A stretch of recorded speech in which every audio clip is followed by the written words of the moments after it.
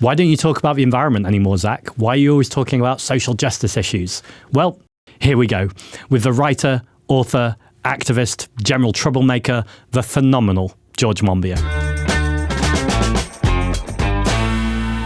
Hello, Zack. Chris Packham here. I hear you've signed up to Ecotalk. That's very bold of you. Brilliant. And if you don't mind me saying, very bright of you too. If your audience is half as smart as you, then they'll sign up too at ecotalk.co.uk.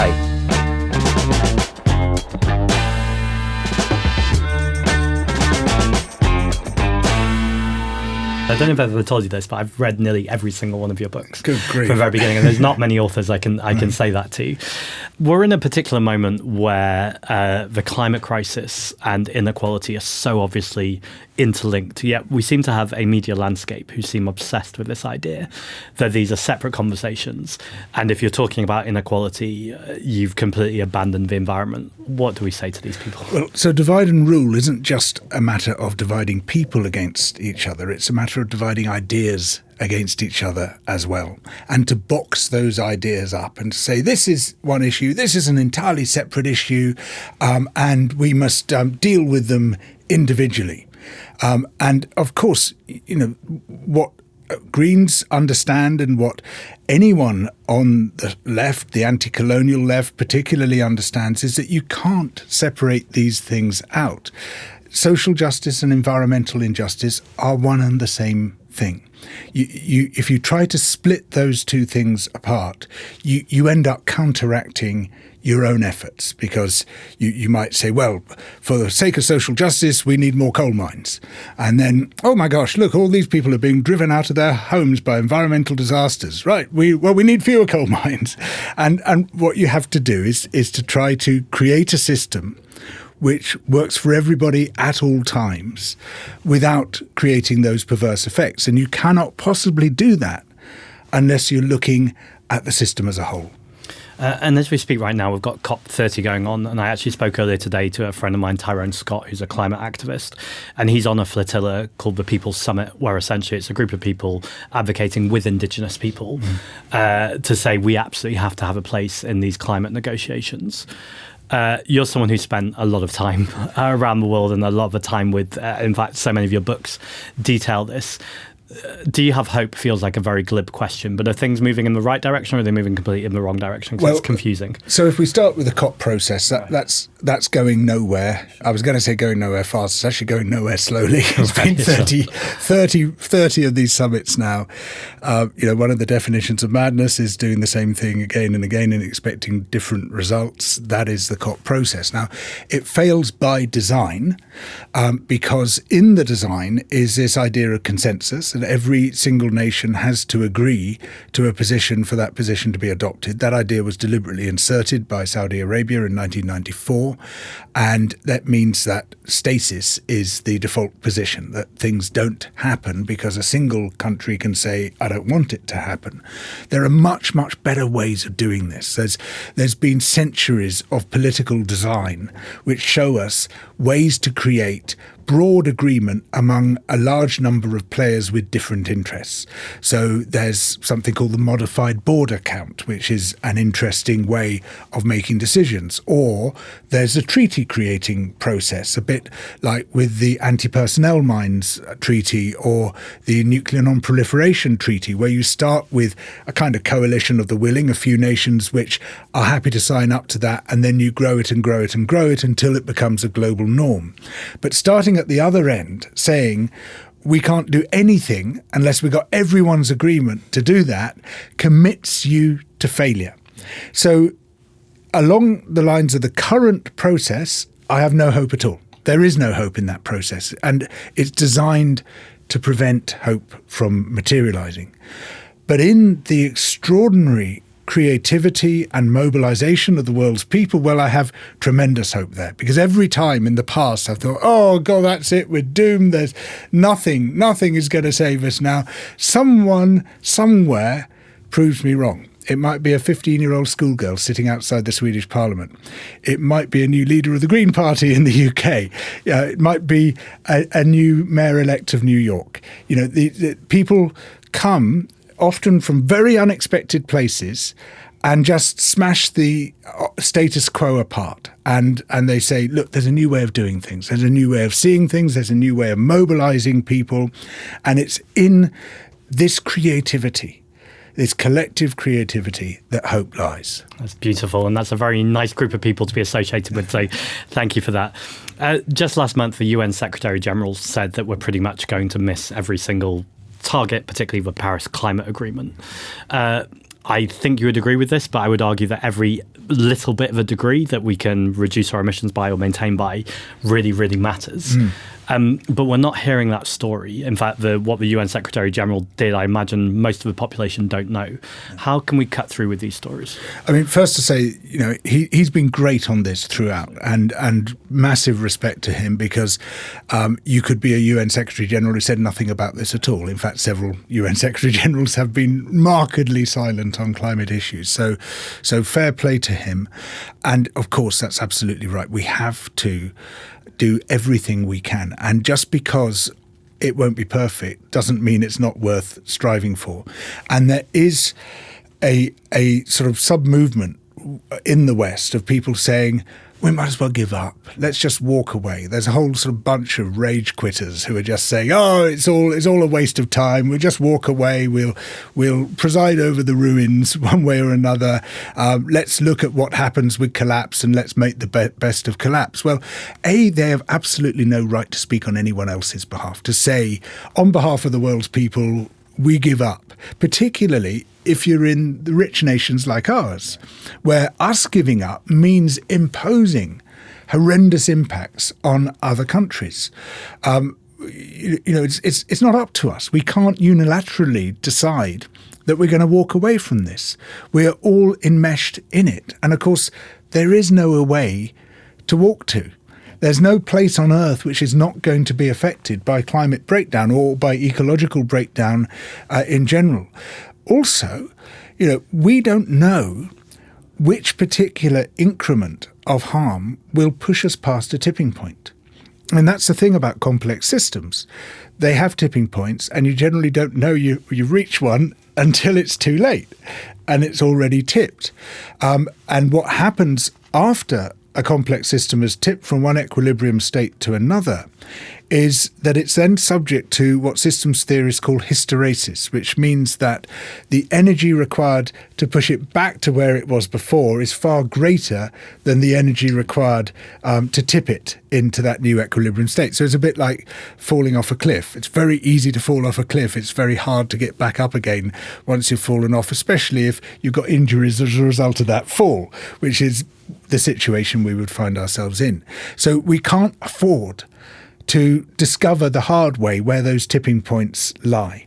So it's not just that every increment of global heating we don't have is a good thing not to have in and of its own right, but it's that every increment we enable, we allow ourselves to have, takes us closer to a potential tipping point, at which point all bets are off the table, because we really don't know just how drastic that could be and how devastating to life on Earth it would prove. I mean, it would be a great extinction which would rank alongside the other great extinctions that the planet has suffered.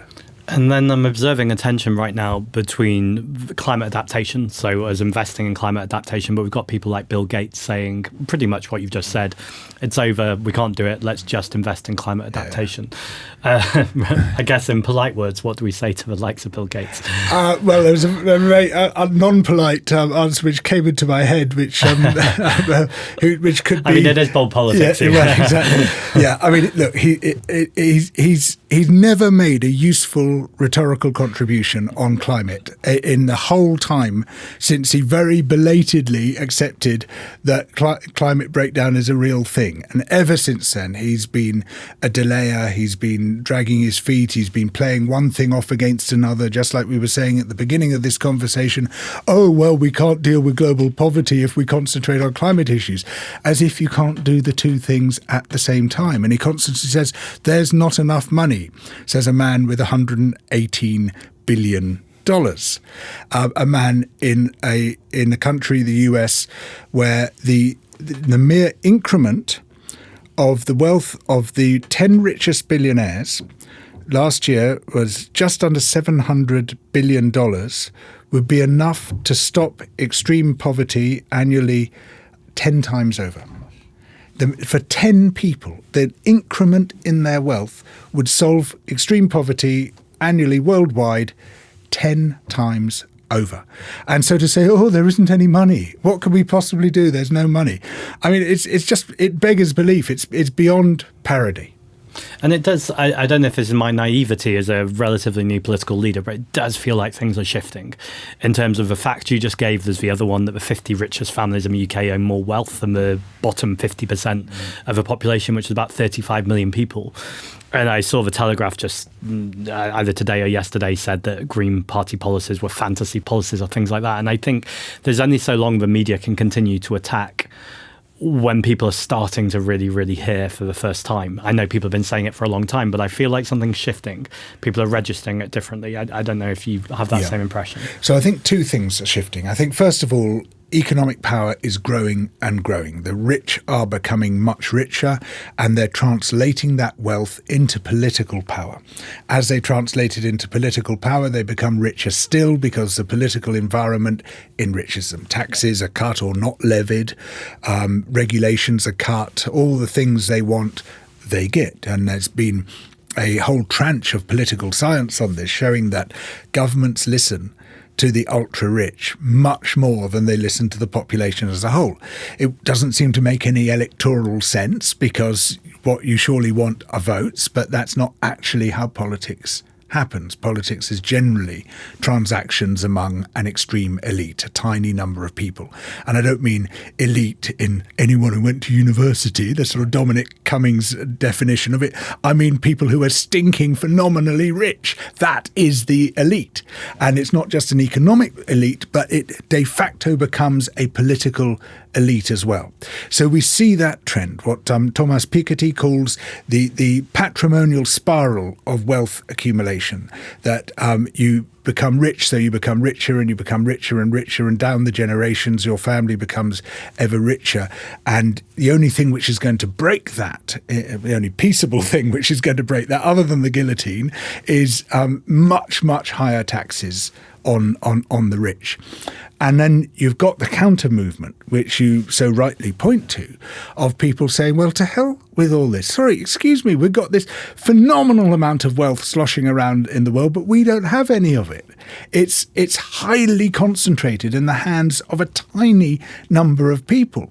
And ambulances are queuing up outside NHS wards because they can't get beds for the patients, and potholes are ripping the roads apart, and very basic public services are visibly falling apart.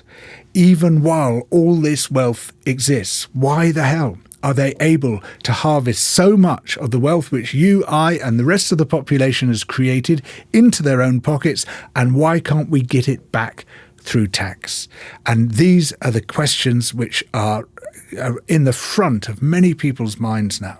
And of course, one of the things which you and I seek to do is to link those to the environmental crisis, which is being driven by exactly the same forces. And so jumping straight in there with nature. So we live in one of the most nature depleted countries in the world. And we have a government and property developers that seem to be trying to pit the housing crisis against our very kind of existence. It's interesting, isn't it? So it's always, the reason we don't have enough houses is not because council houses were sold off. It's not because these huge development corporations, which basically have mopped up all the house building in the country, are sitting on their land banks and refusing to use it. It's not because they're lobbying against having a quota of affordable housing. No.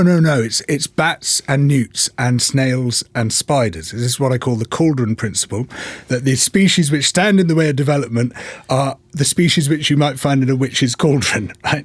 Bats, newts, newts, snails and spiders. And you see it goes around again and you joke, again. But I think there is something about people find badgers or beavers cute. Yeah, so they'd never go for badgers. So it's or never beavers. going to be dormice. It's never going to be nightingales. It's never going to be otters, even though all these species are protected in exactly the same way as bats and newts and snails and spiders might be. But of course, it's all about denigrating nature, and we've got to find the nature which people think is creepy, which is associated with bad stuff. So let's concentrate on.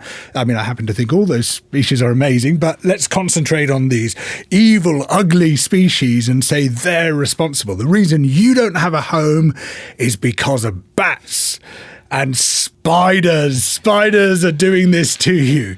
And it's like, oh, come on, it's philistinism. I mean, if we saw this in culture, if they were saying, right, we have to rip down the National Gallery to build housing, those Rembrandts, they are standing in the way of you having a home.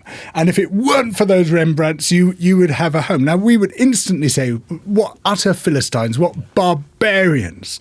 Socialism or barbarism, here you can see the barbarism. It's exactly the same thing. Why don't we identify this as ecological philistinism?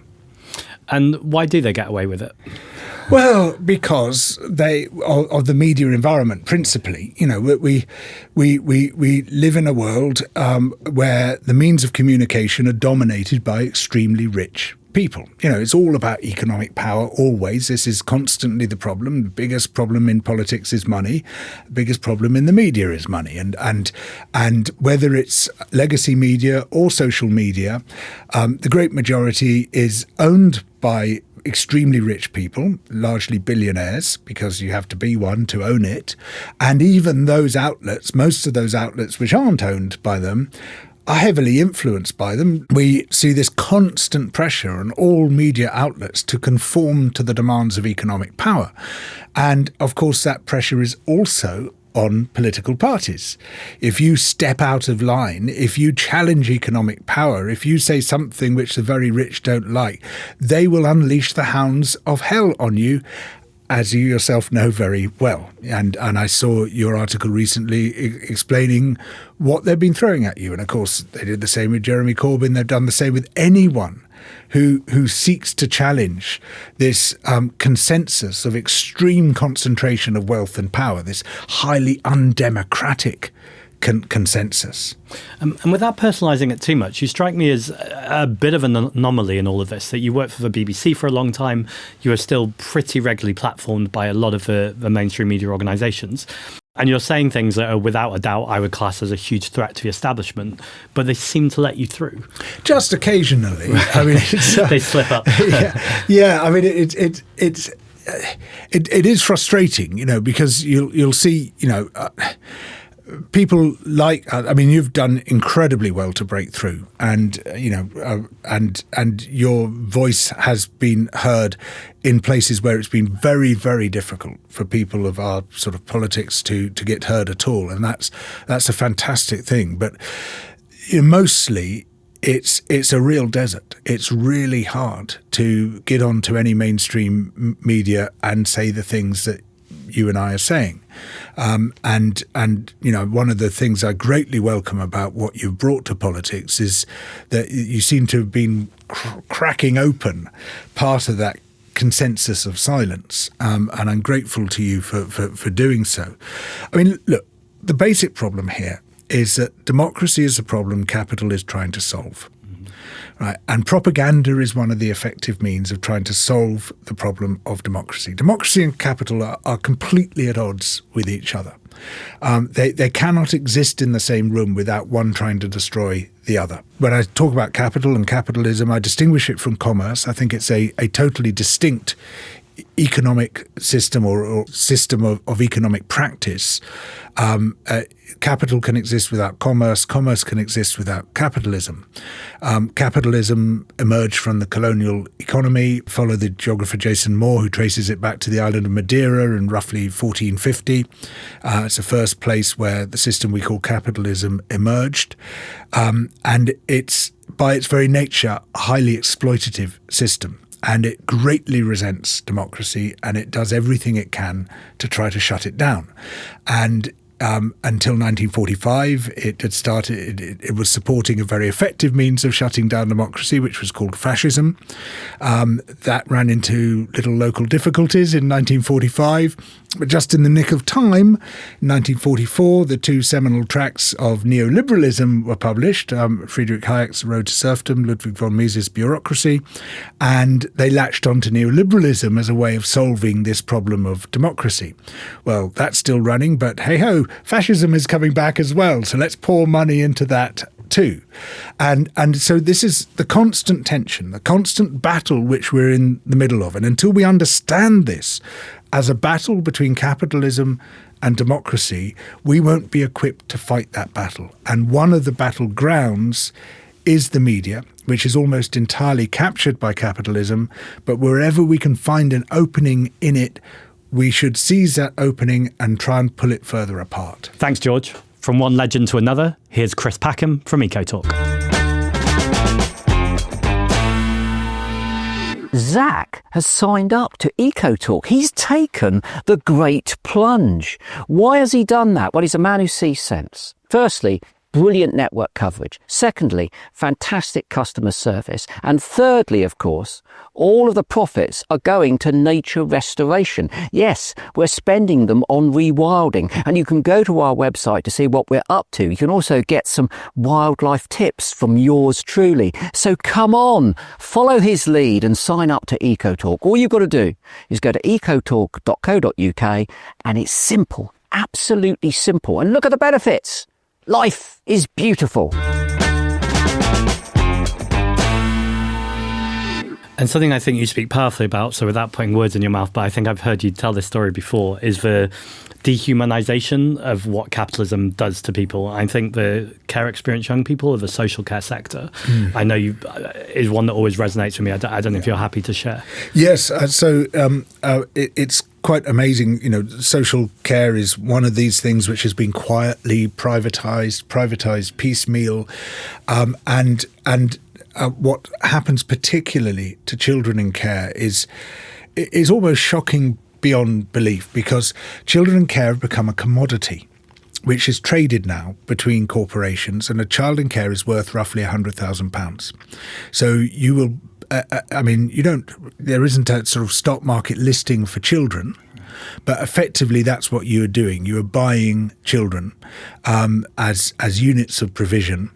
You have the right to provide the care setting for that child, and what you'll do is get as much money for that child as you possibly can from a local authority, while cutting your costs as much as you can. So then you will get accommodation for that child in the place where it's cheapest to find accommodation. So often in deindustrialized towns, in places where there's effectively no social support, no infrastructure, you're a long way from schools, you're a long way from any of the things which children might need, places where there's derelict housing, in effect, and they will buy up blocks of derelict housing and just cram children in there.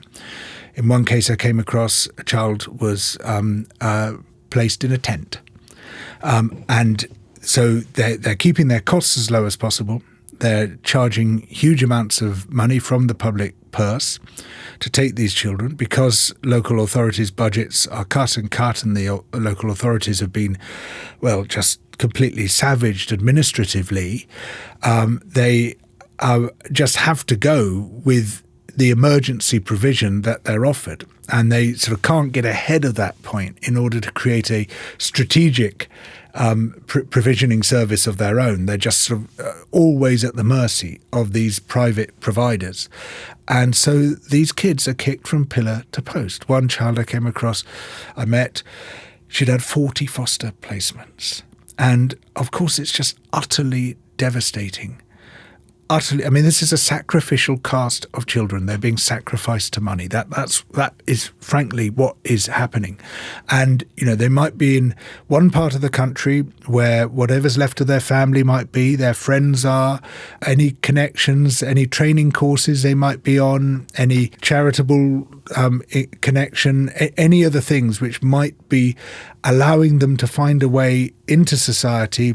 Suddenly they're swept away from that and they're dumped in some place far from anyone they know, far from anything they know, far from the provision they need, in a basically derelict quarter of a city where there's nothing for them.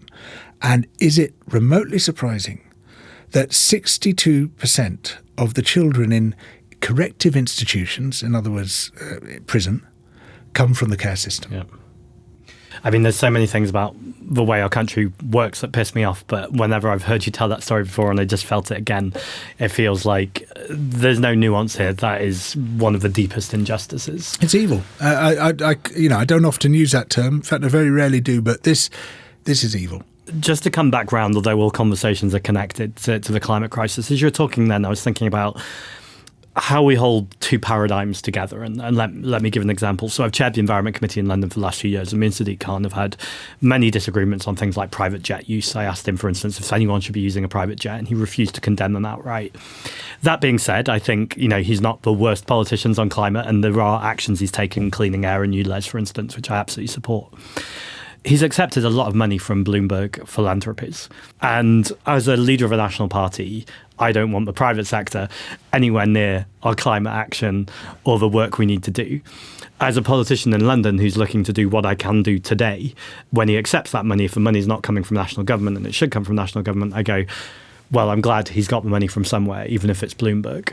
How do we operate both in this kind of short term where we're trying to put out the fires right now, but actually have a longer conversation about how we fund tackling the climate crisis? It's very difficult, isn't it? Because this philanthrocapitalism is part of the problem. Yeah. And the more it's able to fill the gaps in public provision, the more it's able to extend its power into new spheres, which is part of the aim. Now, there's no question that ever more institutions and ever more good causes are dependent on philanthropic capital. And I don't blame anyone individually for being dependent on that. There's very few other options, other outlets. What we urgently need, of course, is structural change so that we tax those billionaires and we make sure that money is democratically available, not available at the whim of those billionaires. And what we've seen, there's a lot of work on this, has shown how funders distort the outcomes that charities and other organisations pursue.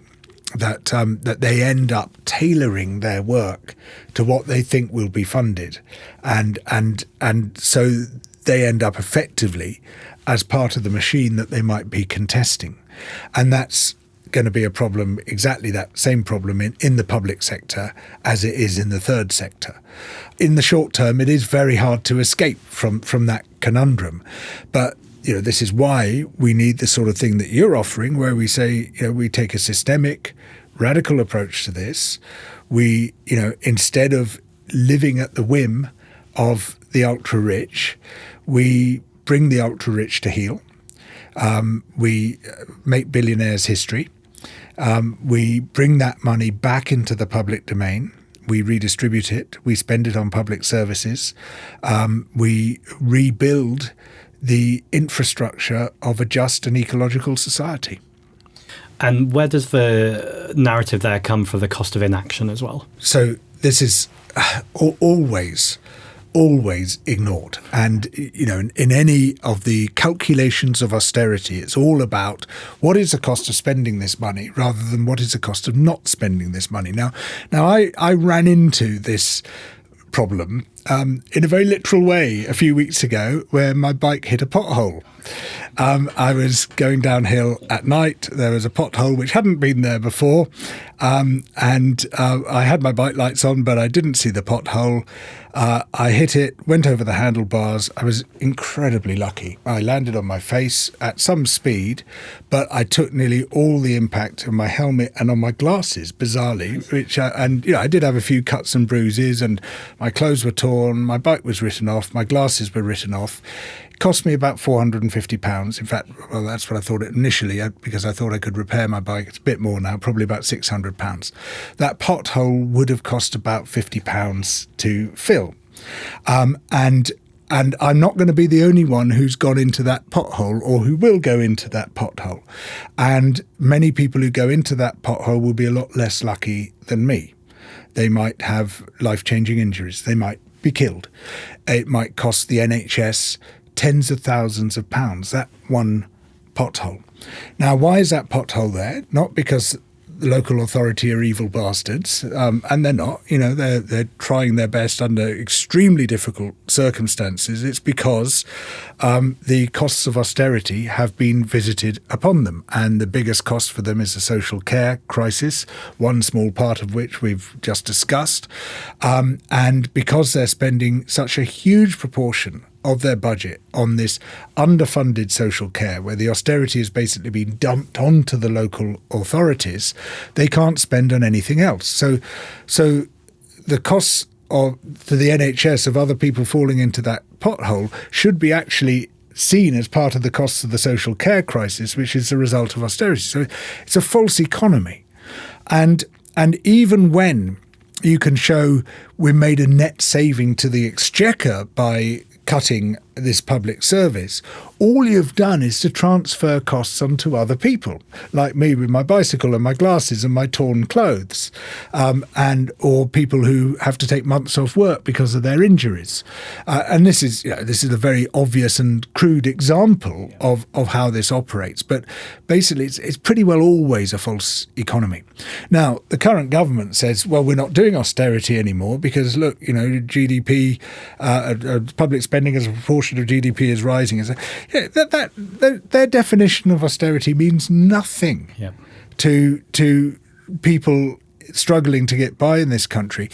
The sensible definition of austerity is a decline in public services caused by underspending. That's what any one human would recognise as a definition of austerity. And what we're seeing in many public services is a continued decline despite a change of government. Yeah, absolutely. Well put.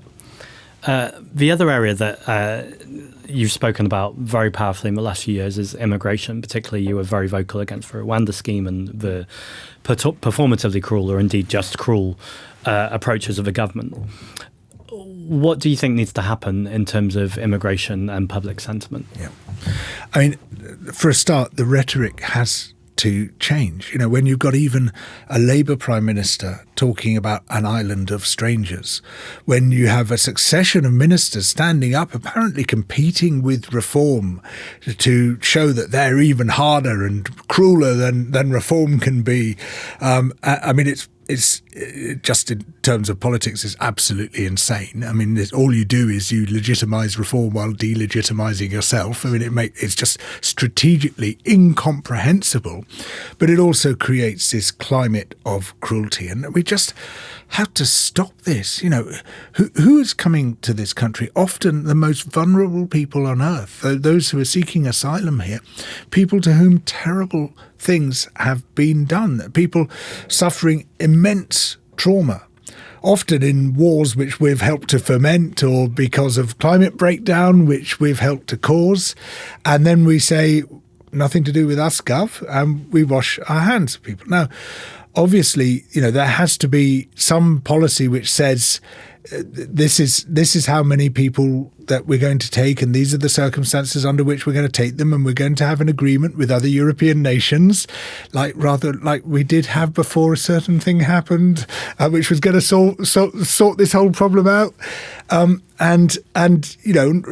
but we have to have a grown up, polite, civilized conversation about how we're going to do this, how we're going to navigate this situation where, we cause these disasters around the world and then we refuse to do anything to help the people who are fleeing those disasters. And the people who are fleeing often, they've tried everything else first.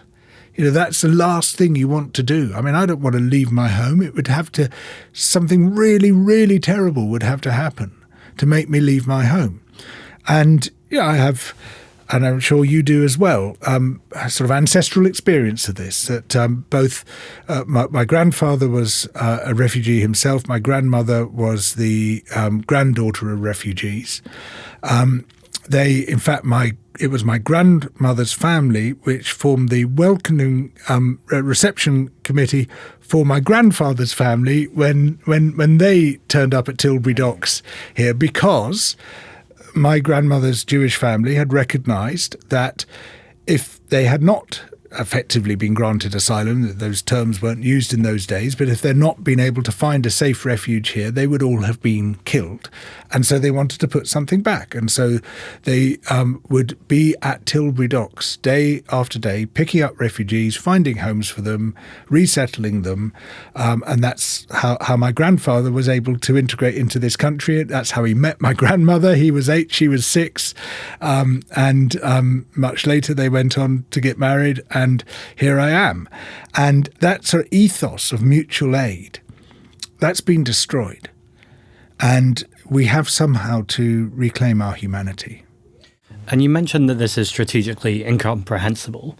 And I suppose my gentle pushback on that was I feel a lot of this is very comprehensible and it's political lobbying.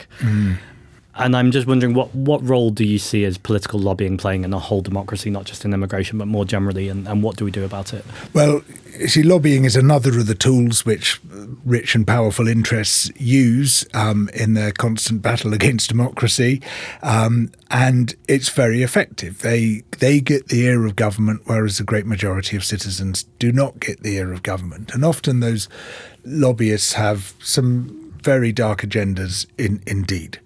And what we see with Labour, it seems, is that they're subject to lobbying from donors. They're subject to the sort of endless background hum of media attacks. Any sign of weakness towards refugees or whatever, as it's perceived, will be ruthlessly punished. No good deed goes unpunished, and so they constantly live in fear of this. But the art of politics is to overcome that fear, and to map out a position of hope, and to say, despite the pressures of powerful economic interests, this is the right thing to do, so we're going to do it, and that's what inspires people.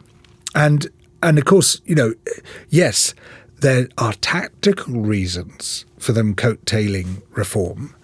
In other words, immediate short-term reasons. But the result is what we see every week in the polls now, where they're absolutely tanking because they've completely alienated their own base, the people who might vote Labour, the people who might have voted Labour at the last election, while appealing to a group of voters who are not going to vote Labour in a million years. Why vote? If you want harsh anti-immigrant policies and sort of dog whistle racism, why would you vote Labour? You will vote Reform. And so they're chasing a phantom voter while alienating their own real voters. And that's why it's a strategic nonsense. And we started this conversation by talking about the hope of communities and movements coming together. And then we've gone to various grim and depressing places, which I'm glad we've discussed. But I suppose to end the conversation, what hope are you finding in those movements? And does it feel like that's coalescing? Does it feel like it's breaking up? And what can someone watching this do to get involved? Well, the first thing is never do anything by yourself. Right. We are effective when we come together. Absolutely. The first thing we discussed was divide and rule. Yeah. And there's a constant effort to atomize us, to keep us in our boxes, to tell us we're consumers rather than citizens. And, if you want to change the world, just buy a better brand of biscuits. No, we get together and we do the three things which are the only three things which have ever worked and the only three things which ever will: mobilise, mobilise and mobilise. Those are the three things. And we do so collectively, and so you've got a brilliant vehicle, great platform in the form of the Green Party. But of course there are many, many other platforms which we need to use simultaneously. And all effective change is an ecosystem. And people say, well, I don't want to sit on the street, so I can't be involved. Fine. Only some people are in a position where they feel they can sit on the street, especially with the horrendous new anti-protest laws. But that's not the only role. We need radical accountants. We need radical lawyers. We need radical teachers. We need radical psychotherapists. We need radical administrators. Whatever you're already good at, use that skill as part of the broader mobilisation that we need, because that skill is going to be essential. It might be building. It might be, you might be a drainage engineer, but we're going to need drainage engineers. There's so many roles which you can use in your free time, maybe, or in your working time, to push towards this wider goal of social and environmental change. And so don't despair because you think you've got the wrong skill set. You've definitely got the right skill set. It just needs to be pointed in the right direction. George, whenever I listen to you, I always get a sense of we are all going to be okay. Like everything makes sense. We can spot what the problems are. We know what the solutions are. We just need to do it. I really feel like that right now. So thank you very much for coming on. It's been a total pleasure. Thanks, appreciate it. Cheers.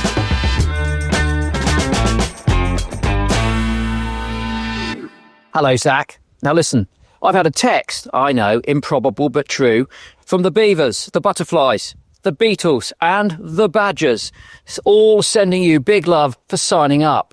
They're hoping that your listeners are going to do the same by visiting ecotalk.co.uk.